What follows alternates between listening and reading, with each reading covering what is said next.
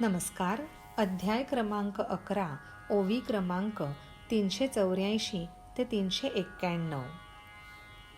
देवांहूनही तू श्रेष्ठ देव,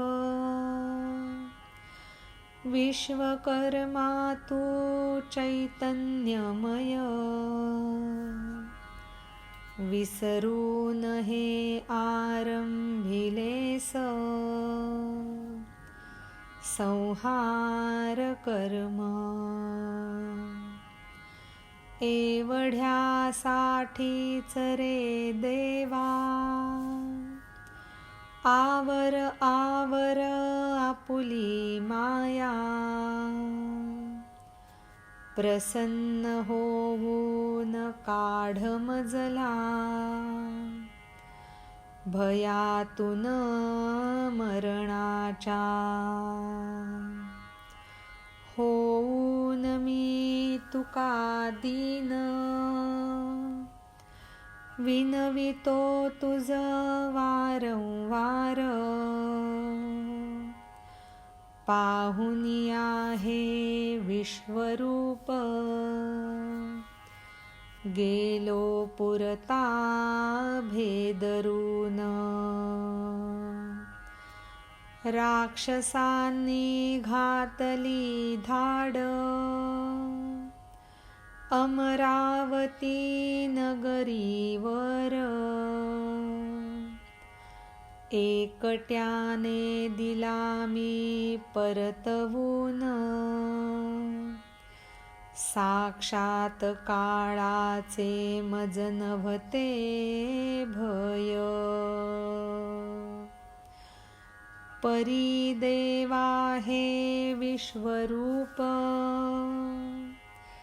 मृत्यूवरही करून चाल. विश्वास कट माझा घेण्या घास,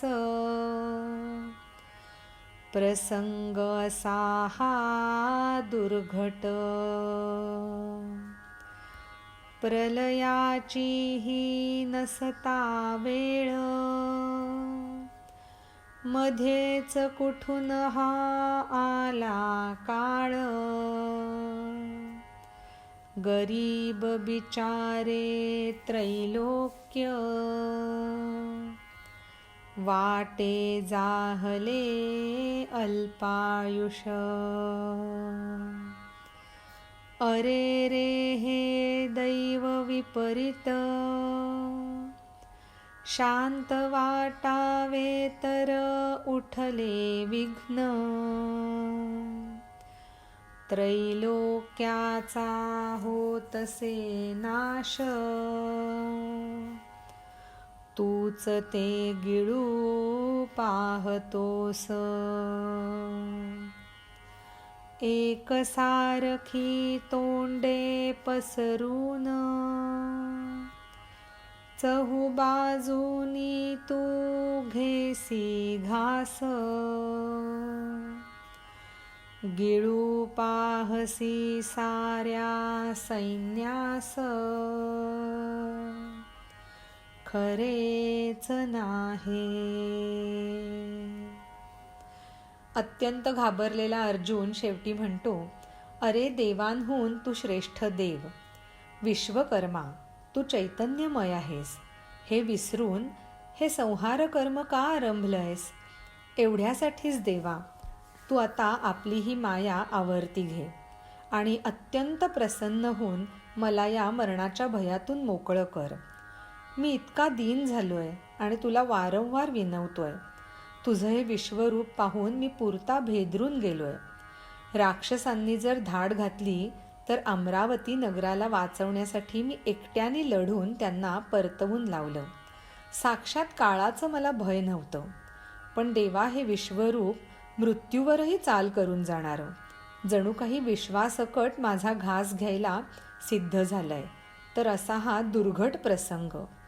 प्रलयाची वेळ नसताना सुद्धा मध्येच कुठून हा काळ आला असं वाटावं. गरीब बिचारं त्रैलोक्य असं वाटतंय की अल्पायुषी ठरणार.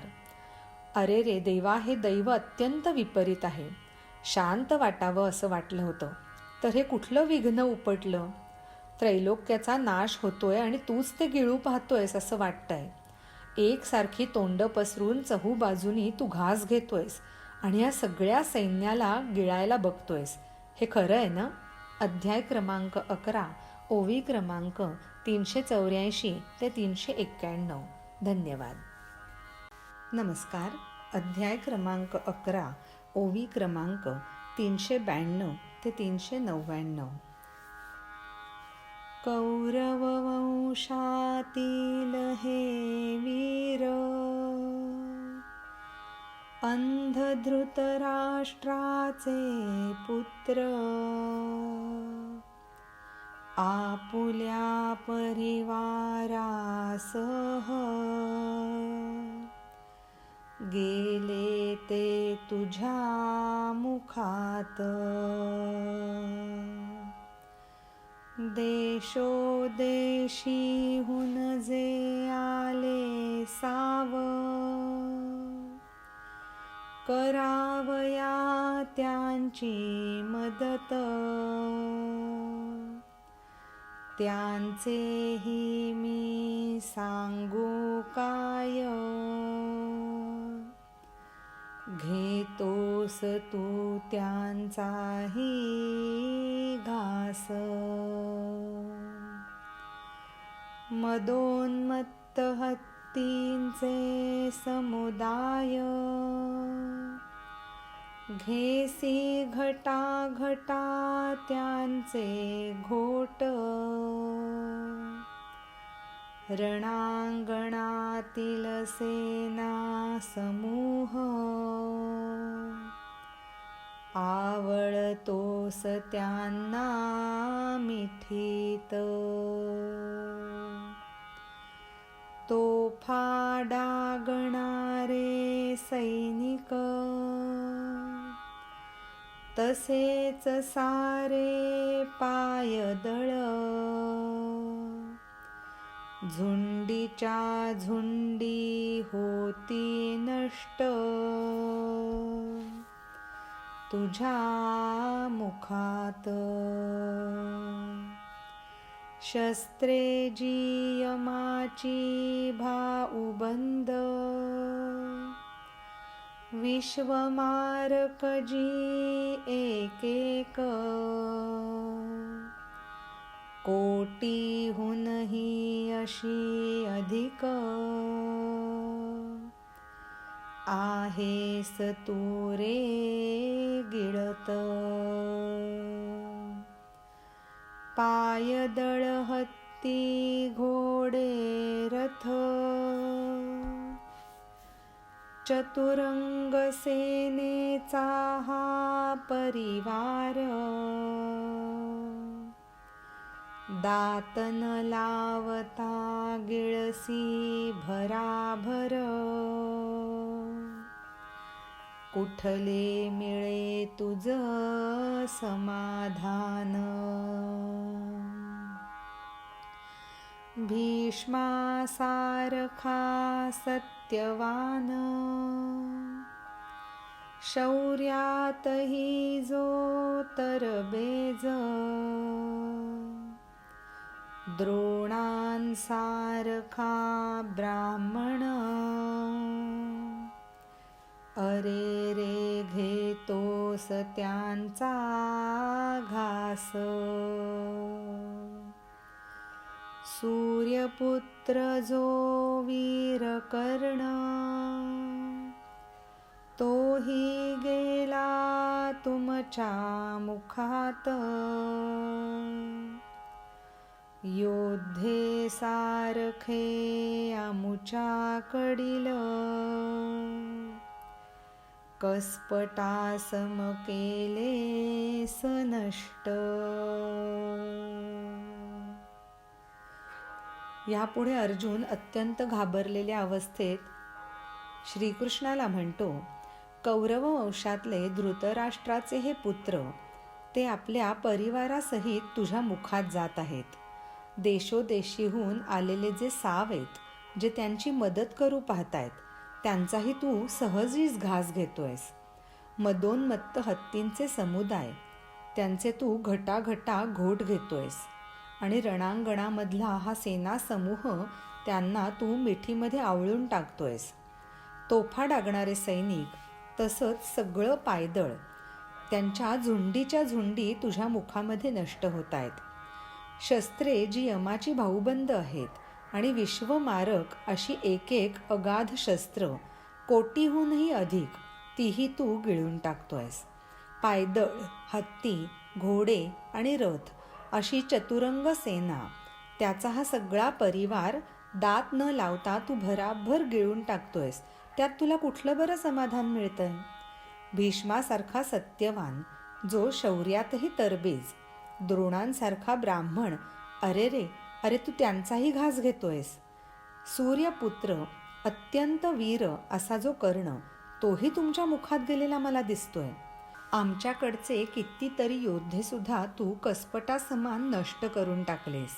अध्याय क्रमांक 11, ओवी क्रमांक 392 ते 399. धन्यवाद. नमस्कार. अध्याय क्रमांक 11, ओवी क्रमांक 400 ते 406.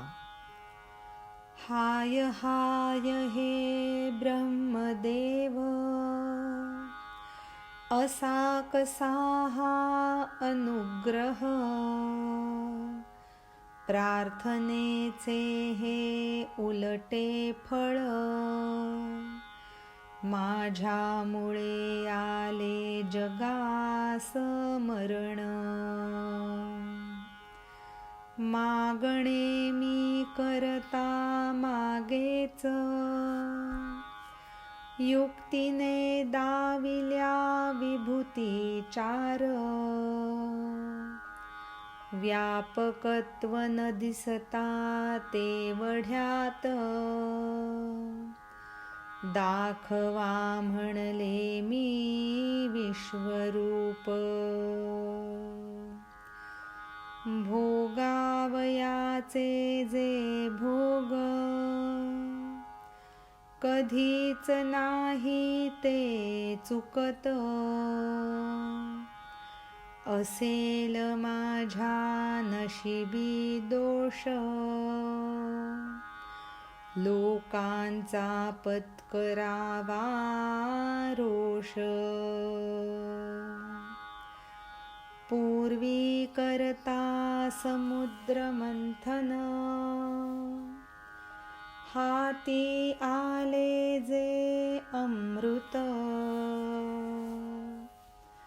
न थांबता त्यावरही देव, उत्पन्न केलेच काळकूट. परिमात्रात याची अल्प, पांघरुण घालण्या जोगी चूक. तसेच केले निवारण, शिवशंभोने. आता हा विश्वरूप प्रकार, पेटता वायू अनावर. गिळेल कोण विषारी गगन, महाकाळासह खेळेल कोण. दुःखी कष्टी तो अर्जुन, शोकाकुल मनोमन. परी न जाणी मनोगत, देवाचे या. अत्यंत खिन्न होऊन अर्जुन देवाला म्हणतो, हाय हाय ब्रह्मदेवा, अरे हा असा कुठला अनुग्रह आहे की प्रार्थनेचं उलटच फळ मला मिळतंय. जणू काही माझ्यामुळेच जगाला मरण आलंय असं मला वाटतंय. मी मागेच मागणं केलं होतं, तेव्हा युक्तीने मला 4 विभूती श्रीकृष्णाने दाखवल्या. त्याचं व्यापकत्व तेवढं कळलं नाही, म्हणून मी देवा तुम्हाला म्हटलं की मला विश्वरूप दाखवा. पण भोगायचे भोग कधी चुकत नाहीत. माझ्या नशिबी जर दोष असेल तर लोकांचा रोष मला पत्करावाच लागेल. पूर्वी नाही का, समुद्र मंथन केल्यावरती हातामध्ये अमृत आलं होतं, पण तिथे देव थांबले नाहीत. त्यांनी पुढे काळकूट उत्पन्न केलंच, पण ते सुद्धा थोडकंच म्हणावं. जणू काही पांघरूण घालण्याजोगी चूक होती ती, आणि म्हणूनच शिवशंभोनी त्या चुकीचं निवारणही केलं. पण आता हा विश्वरूपाचा हा प्रकार, तो म्हणजे पेटलेला अनावर असा वायूच, आता विषारी आकाश का कधी कोणी गिळून दाखवेल? आणि महाकाळाबरोबर खेळेल तरी कोण? अत्यंत दुःखी कष्टी असा अर्जुन मनोमन शोकाकुल झाला. पण तरीसुद्धा त्याला या देवाचं मनोगत काही कळत नव्हतं. अध्याय क्रमांक 11, ओवी क्रमांक 400 ते 406. धन्यवाद. नमस्कार. अध्याय क्रमांक 11, ओवी क्रमांक 407 ते 414. मारेन मी ह्या कौरवांस, मोहाचा त्यास हा घेराव, दूर करण्या त्याची ही भुरळ, कृष्णाने दाविले हे रूप खास. अर्जुना अरे वास्तविक, कोणी न मारी कोणास, मीच करतो सारा संहार, निमित्ताने ते केले प्रकट, परिकळले ना ते अर्जुनास, व्यर्थ झाला तो शोकाकुल, उगीच वाढवी भयास, जे नव्हते तेथे कधीच. यावेळी बोले अर्जुन, ढगविरावे जसे आकाशात, तलवार चिलखत साऱ्या सहित, दोन्ही सैन्ये गेली मुखात. महाकल्पांताच्या अखेरीस, सर्वनाश कयमाचा होता रोष, ग्रासतो तो पाताळासह, 21 ही स्वर्ग. दैव होता प्रतिकूल, संचय केले जे वैभव, तेथच्या तेथ पावती नाश, सहजीच. तसेच सैन्य हे एकत्रित, मुखात होती प्रविष्ट, सुटेन त्यातून एकमात्र, पहा कर्म हे विपरीत. जसे अशोकाचे डहाळ, उंटानेच घडावेत, तसेच जाती व्यर्थ, तोंडातील हे लोक. अर्जुनाला उगीचच असा मोह नको की मी कौरवांना मारलं. त्याची ही भुरळ दूर करण्यासाठीच कृष्णाने हे खास रूप त्याला दाखवलं. अर्जुना, अरे वास्तविक कोणीच कोणाला मारत नसतं. मीच सगळा संहार करत असतो आणि ह्या निमित्ताने ते मी प्रकट करून दाखवलं. पण तरीसुद्धा अर्जुनाला काही कळत नाही. तो शोकाकुलच होतो आणि उगीच स्वतःची भीती वाढवत जातो आणि जे कधी तिथे नव्हतंच त्याबद्दल उगीचच विषण्ण होतो. यावेळी अर्जुन म्हणतो, ढग जसे आकाशामध्ये विरावेत तसं तलवार आणि चिलखत सगळ्यासहित दोन्ही सैन्य तुझ्या मुखात गेली आहेत. महाकल्पांताच्या अखेरीला सर्वनाशक अशा यमाचा जेव्हा रोष होतो तेव्हा तो पाताळासह 21ही स्वर्गांना ग्रासून टाकतो. दैव जेव्हा प्रतिकूल होतं तेव्हा संचय केलेलं सगळं वैभव तिथल्या तिथे नाश पावतं अगदी सहजपणे. हे अगदी खरं आहे. तसंच हे सगळं सैन्य एकत्रितरित्या तुझ्या मुखामध्ये प्रविष्ट होतंय. त्यातून एक मात्र सुद्धा सुटत नाहीये. पहा बरं हे कर्म कसं काय विपरीत आहे ते. जणू काही अशोकाचे डहाळ उंटानी चघळावेत तसेच तुझ्या तोंडातले हे लोक व्यर्थ मरण पावतायत. अध्याय क्रमांक 11, ओवी क्रमांक 407 ते 414. धन्यवाद. नमस्कार. अध्याय क्रमांक 11, ओवी क्रमांक 510 ते 516. श्रीरामाय तुके दिवस नव्हतीही काही जाणीव. तुझे सामर्थ्य हे अगाध पडले आताच दृष्टीस. सृष्टीच्या ओळी अनेक प्राणी मात्र वेली समुदाय. जेथोनी होती उत्पन्न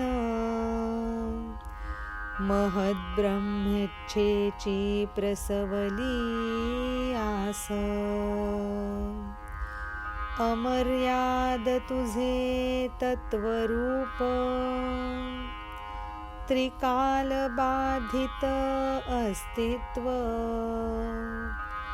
अगणित गुणवंत अनंत देवांचा सावतू व्यापक. त्रैलोक्याचा तू आश्रय जैसा तो अविनाश. देवा असत्य सत्य ही तूच त्याही पल्याड तूच. प्रकृती पुरुषाचे तू मूळ महत्त्वाचा तू शेवट. स्वतः तू जन्मरहित सर्वांहूनही पुरातन. सर्व जगाचे तू जीवन तुझ्यात विरती सर्व जीव. भूत भविष्याचे ज्ञान हाती तुझ्याच. ऐसे तुझे रे स्वरूप ज्ञान नेत्रा पडे दृष्टीस. त्रैलोक्यात जी आधार माय मायेस त्या तू आधार. श्रीकृष्णाचं हे रूप पाहून अर्जुन म्हणतो, इतके दिवस कुठली जाणीव नव्हती, पण तुझं हे अगाध सामर्थ्य आता दृष्टीला पडलेलं आहे. ह्या सृष्टीच्या असंख्य ओळी आहेत ज्यामध्ये प्राणीमात्र वेली समुदाय उत्पन्न होत असतात. जणू काही महत ब्रह्म इच्छेची आसच प्रसवली जाते. अमर्याद असं तुझं तत्वरूप आहे आणि तुझं अस्तित्व हे त्रिकाल बाधित आहे.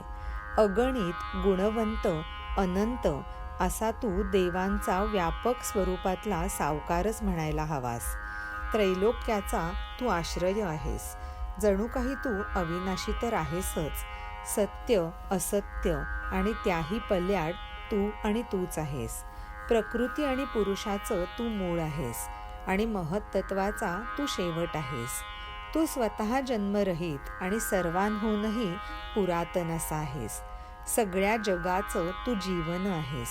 तुझ्यातच सगळे विरून जातात. भूत आणि भविष्याचं ज्ञान तुझ्याच हाती आहे. तर असं तुझं हे स्वरूप जे फक्त ज्ञाननेत्रांनाच दृष्टीस पडतं. त्रैलोक्याला जी आधार माय आहे त्या मायेचा आधारही तूच आहेस. अध्याय क्रमांक 11, ओवी क्रमांक 510 ते 516. धन्यवाद. नमस्कार. अध्याय क्रमांक 11, ओवी क्रमांक 415 ते 422. मस्तकांवरील मुकुट दाढांच्या त्या चिमट्यात सापडून होती पीठ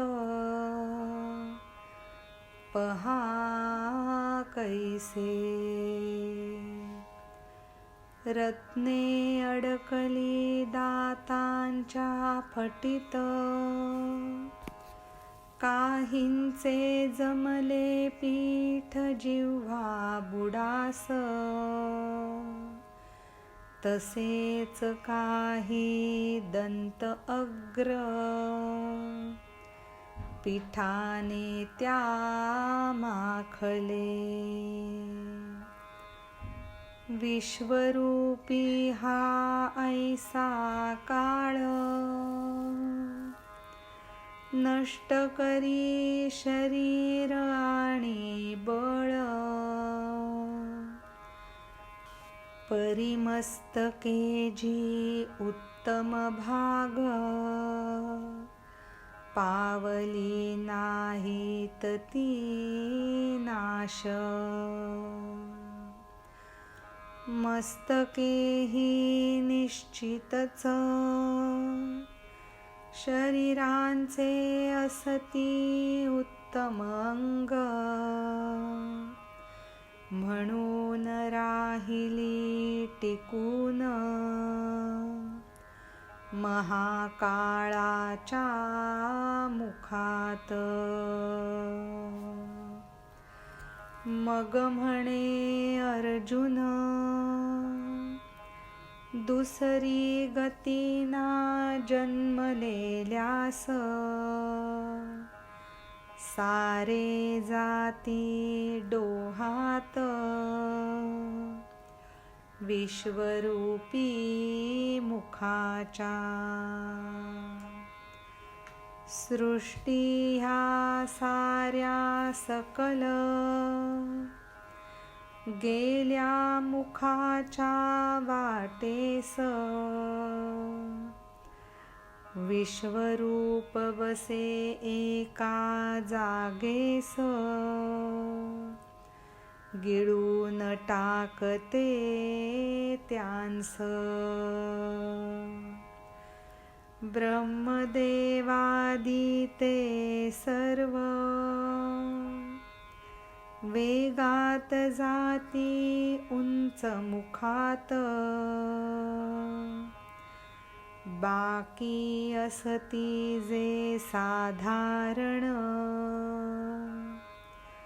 तोंडात पडती आधीच्याच. आणखीही जे प्राणी मात्र उत्पन्न होता टाके गिळून. सुटका नाही खरोखर मुखापासून कोणाचीच. विश्वरूप आणि त्याची ती असंख्य आणि अजस्र मुखं पाहून अर्जुन आधीच घाबरून गेलेला आहे आणि तो बघतोय की सगळं काही त्या मुखांमध्ये अत्यंत वेगाने प्रविष्ट होत आहे. इतर सगळं सैन्यसुद्धा त्या मुखांच्याच दिशेने वाटचाल करत त्या मुखांमध्ये शिरत आहे. त्या सैन्याच्या डोक्यावरती असलेले मुकुट त्या विश्वरूपी मुखांच्या दाढांच्या चिमट्यात अडकून त्याचं पीठ होऊन जात आहे. तर त्या विश्वरूपी मुखांच्या दातांच्या फटीमध्ये काही रत्नही अडकलेली दिसत आहेत. काही ठिकाणी तर जिभेच्या बुडाला ते मुकुटांचं पीठही चिकटलेलं दिसतंय. काही मुखांमधली जी दंत अग्र आहेत ती त्या पिठाने माखून गेलेली आहेत. तर असा हा विश्वरूपी काळ जो शरीर आणि बळही नष्ट करून टाकतोय. पण मस्तकं जी उत्तम भाग आहेत ती मात्र कुठे नाश पावलेली दिसत नाही आहेत. मस्तकं ही शरीराचं उत्तम अंग समजलं जातात. म्हणूनच कदाचित महाकाळाच्या मुखामध्ये ती टिकून राहिलेली वाटतायत. मग अर्जुन म्हणतो, जन्मलेल्याला दुसरी गती नाही. सगळेच काही जणू त्या विश्वरूपी मुखाच्या डोहामध्ये जात आहेत. ही सगळी सृष्टी जणू काही त्या मुखाच्याच वाटेला लागलेली आहे आणि हा विश्वरूप मात्र एका जागेला बसून त्या सगळ्याला गिळून टाकायला पाहतोय. ब्रह्मदेवादी जे सर्व आहेत ते उंचावर असलेल्या मुखांमध्ये जात आहेत आणि बाकी जे साधारण आहे ते खालच्या आधीच्याच तोंडांमध्ये पडत आहेत. आणखीही जे काही प्राणीमात्र आहेत ते उत्पन्न होताच हे विश्वरूप त्यांनाही गिळून टाकतंय. खरोखरच या मुखापासून कोणाचीच सुटका नाही हे खरं. अध्याय क्रमांक 11, ओवी क्रमांक 415 ते 422. धन्यवाद. नमस्कार. अध्याय क्रमांक 11, ओवी क्रमांक 517 ते 524. म्हणून देवा म्हणती तुझ श्रेष्ठ असे आश्रयस्थान.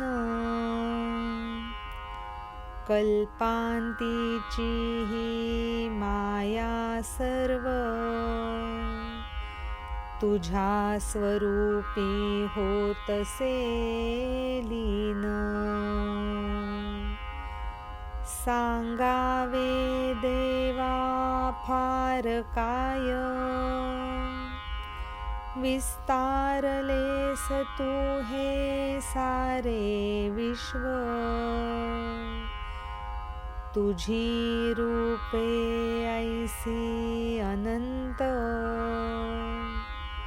काय करावे त्याचे वर्णन. काय काय तू नाहीस सर्व ठाई तुझा वास. थांबवून आता हे वर्णन करतो मी तुझला नमन. अनंता वायू असशी तूच जगा शासन तू यम म्हणून. वसशी तू सर्व प्राण्यात अग्नी म्हणून. देवासशी तू वरून जगनिर्माता जो ब्रह्मदेव. त्याचाही आदिश्रेष्ठ असशी तू जनक. आणि रे जगन्नाथ आणखी काही जे जे म्हणून. सगुण असो वा निर्गुण ते ते तूही अमर्याद. होवोनी असे प्रेममय अर्जुनाने केले भगवंत स्तवन, मग पुन्हा जोडून हात, म्हणले तुझ नमस्कार. संपूर्ण पाहिले त्या मूर्तीस, हे प्रभो ऐसे म्हणून, नमस्कार करून त्यास, नमिले त्रिवार. यानंतर अर्जुन देवाची स्तुती करत असताना म्हणतो, अहो तुम्हीच कल्पांतीची ही सगळी माया जी आपल्या स्वरूपामध्ये लीन होत असते, म्हणून सगळ्याच श्रेष्ठ असं आश्रयस्थान तुम्हीच आहात. आता फार काय सांगावं, ह्या सर्व जगाचा विस्तार आपणच केला आहे. देवा तुझी रूपे अनंत आहेत आणि त्याचं वर्णन तरी कसं बरं करावं. तू काय काय नाहीस, तुझा तर सर्व ठिकाणीच वास आहे. आता हे वर्णन थांबवून मी तुला नमस्कार करतो. अनंता तूच वायू आहेस, या जगाचं शासन तू यम म्हणून करतोस आणि सर्व प्राण्यांमध्ये तू अग्नी म्हणून वसतोस. तूच देवा वरुण आहेस, जगाचा निर्माता जो ब्रह्मदेव, जो आदी श्रेष्ठ आहेस त्याचाही तू जनक आहेस. आणि अरे जगन्नाथा, आणखी जे जे म्हणून आहे ते सगुण असो वा निर्गुण असो, ते सर्व तूच आहेस. तेव्हा अत्यंत प्रेममय होऊन अर्जुनाने भगवंताचं स्तवन केलं. मग पुन्हा हात जोडून त्याला नमस्कार केला. त्या विश्वरूपी मूर्तीला पुन्हा एकवार संपूर्ण पाहिलं आणि हे प्रभो असं म्हणून त्रिवार वंदन केलं. अध्याय क्रमांक 11, ओवी क्रमांक 517 ते 524. धन्यवाद.